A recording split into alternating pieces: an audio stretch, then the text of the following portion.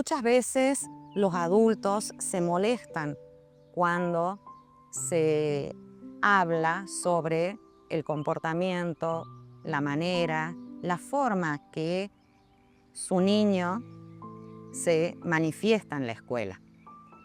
Hasta incluso los adultos llegan a decir, pero yo no sé de dónde aprende, en mi casa no pasa eso, en mi casa somos de tal o cual forma, en la casa yo lo hablo, yo lo escucho, yo veo sus tareas, yo lo acompaño, pero cuando uno escucha también al adulto, es como escuchar que da las características, que manifiesta un perfil de un niño que no es el que está en la escuela todos los días.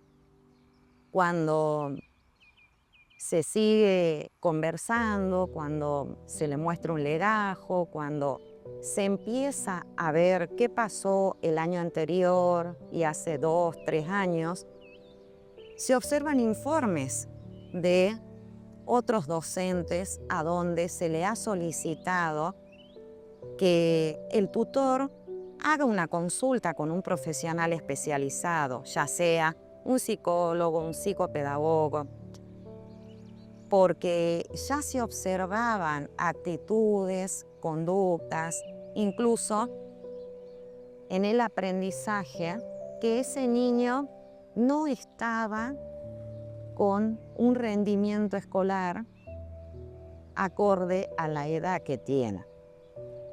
Resulta que el tutor muchas veces dice, sí, pero yo lo llevé, hice la consulta, me dijo el profesional que no tenía nada, que está sano, que entiende, que con él hace todas las tareas, que puede hablar, que se manifiesta, que conversa, pero no hay ningún informe médico, no hay ninguna constancia, no hay nada que acredite que ese tutor lo llevó a la consulta, que ese tutor ha seguido tal vez unas sesiones, un tratamiento.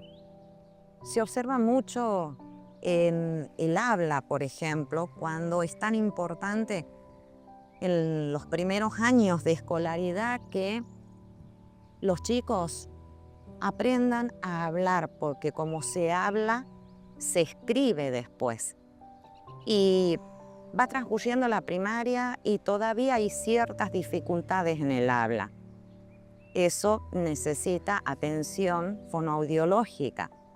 Pero resulta también que cuando uno escucha atentamente a ese tutor, uno se da cuenta que la forma y los modos de hablar también el niño repite de la manera que habla el tutor. Entonces, ¿qué les quiero decir con esto? En primer lugar, los tutores son los primeros responsables encargados de la educación integral de los niños, a donde ellos muchas veces reconocen los derechos, el derecho a estudiar, el derecho a que la escuela les provea materiales, les provea incluso delantal, zapatillas, o sea, vestimenta, la copa de leche. Ellos reconocen perfectamente todo lo que son los derechos. Es decir, que la escuela, más allá de impartir esta educación sistemática, también proponga, también brinde cierto asistencialismo.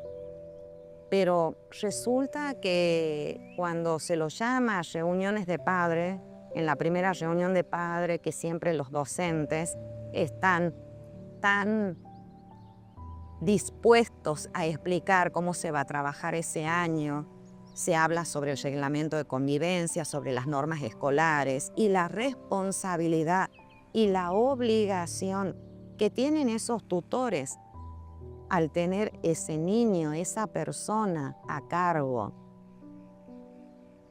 Va pasando los años que uno va observando en el legajo va pasando el tiempo durante ese año escolar y los tutores muchas veces llegan los niños al mes de octubre y están aún sin el certificado de aptitud física. Entonces, cuando se le informa en reiteradas oportunidades sobre las obligaciones del niño, porque eso también implica abandono de persona que está encuadrado en un marco legal. Un niño que va a la escuela y que durante prácticamente todo el año no ha presentado el certificado de aptitud física, no puede hacer educación física como todos los otros compañeros que sí lo presentaron. Por una cuestión de prevención. Eso es un trámite mínimo que el tutor tiene que saber y tiene que presentar en la escuela. Entonces ahí, cuando se le explica que existe un protocolo, el 546D, que se puede activar a partir de la protección de los derechos del niño, porque se están vulnerando los derechos del niño, simplemente el tutor se justifica. O sea, estas actitudes, estas acciones que los adultos van practicando, haciendo en su día a día, a donde son los chicos los depositarios del hacer o del no hacer de ellos, a la vez son los niños los que sufren las consecuencias. Y así es también como se van educando. Muchas veces no se toma conciencia, se minimiza la situación. Es más, muchas veces dicen, pero la profesora tendría que ver qué le hace hacer. Acá los docentes tienen que buscar la manera.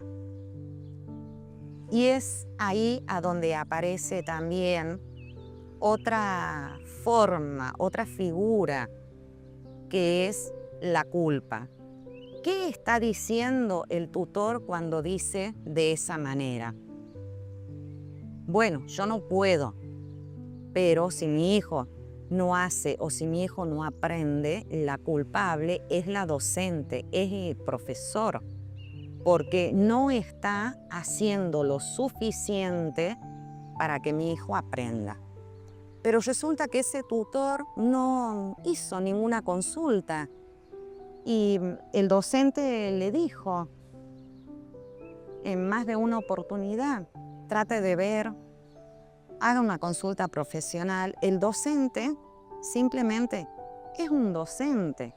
El docente no puede ni diagnosticar, ni cumplir la función de psicopedagoga, ni maestra particular, ni psicóloga. Entonces, en estas cuestiones a donde se desatienden las necesidades mínimas de un niño, el adulto simplemente está reflejando su falta de responsabilidad y compromiso para con ese niño.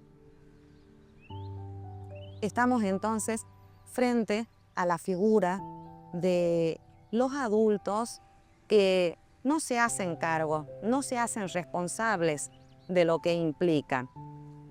Entonces, en esto de echar la culpa a los demás, justificando, minimizando su falta de accionar, es a donde de pronto se incurre en el abandono. Eso es abandono de persona. Hay distintas maneras de abandonar a un menor. Y hay distintas formas de ejercer también la violencia sobre los demás, como también la manipulación. Entonces, ¿cómo se abandona a un niño? Cuando no se le provee las necesidades mínimas de todo ser humano. Una estabilidad emocional a donde ese niño pueda desarrollarse, pueda formarse, crecer, aprender, primero en la casa.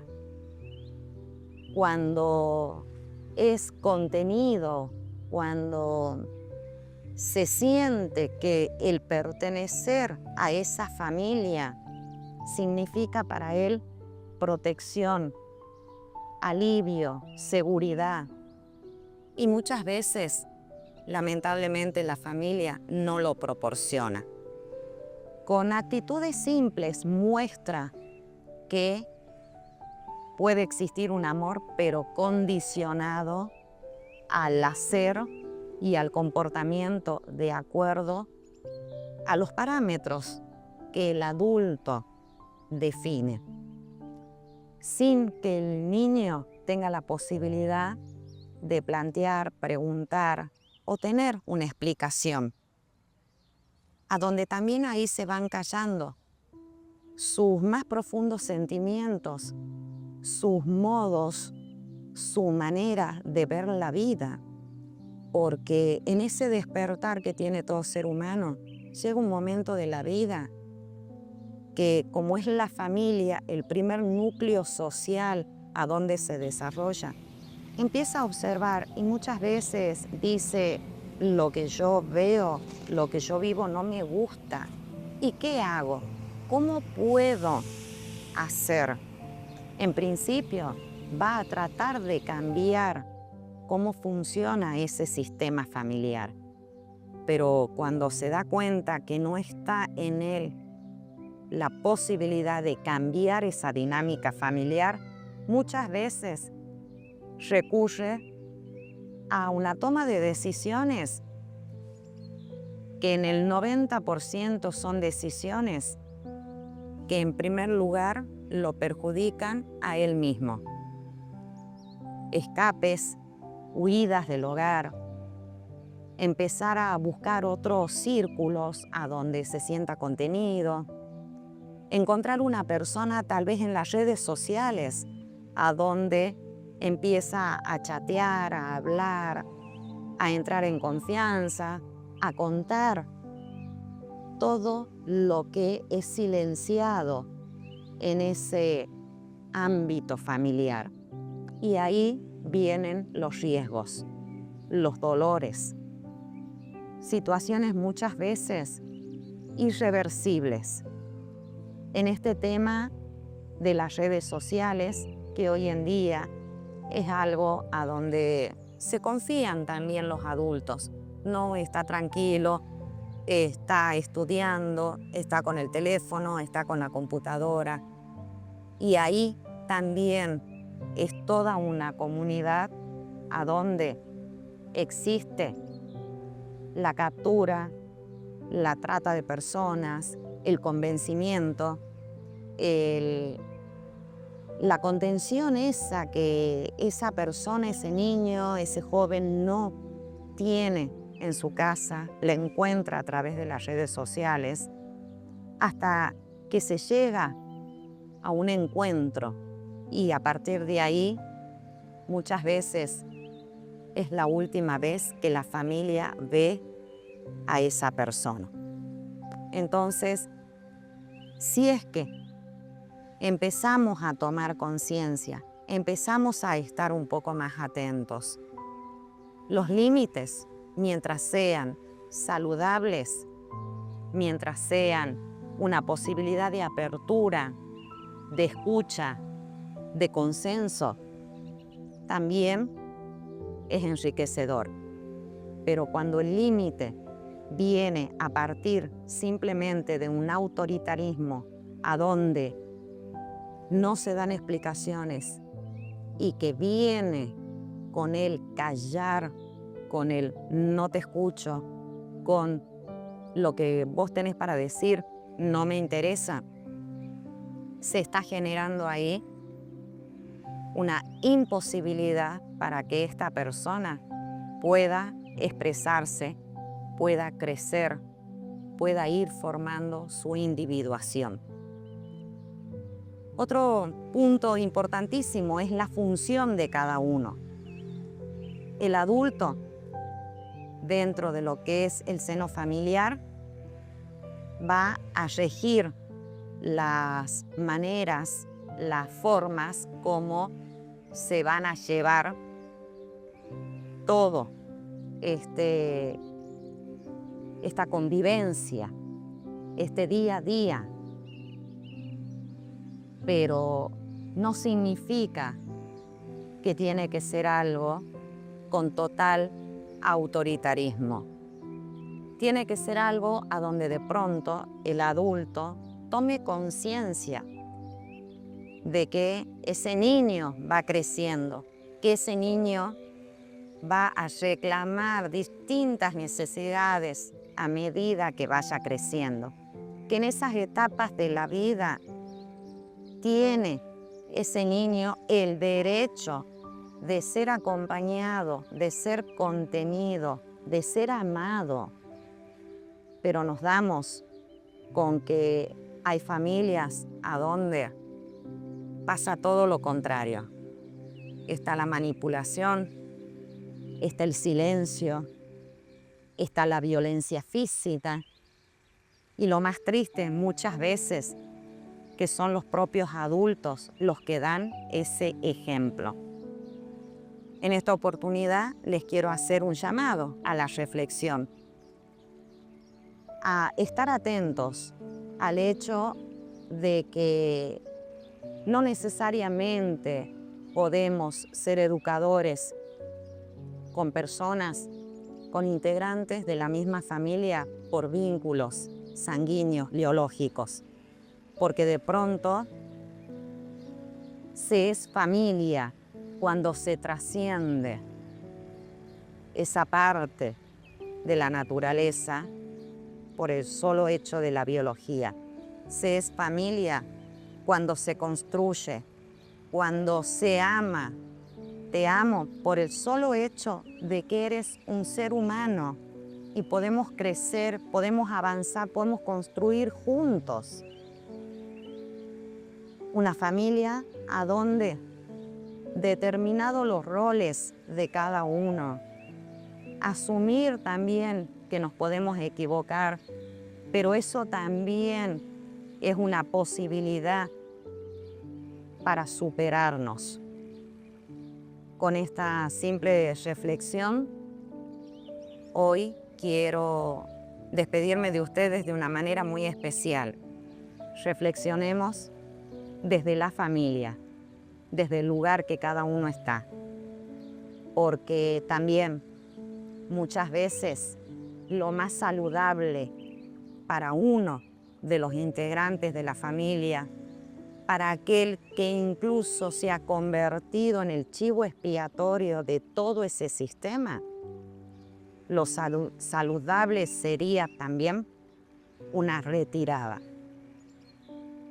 Límites, decir sí, puedo estar, voy a estar 2 horas, puedo compartir o no, tal vez, porque cuando el cuerpo que nos acompaña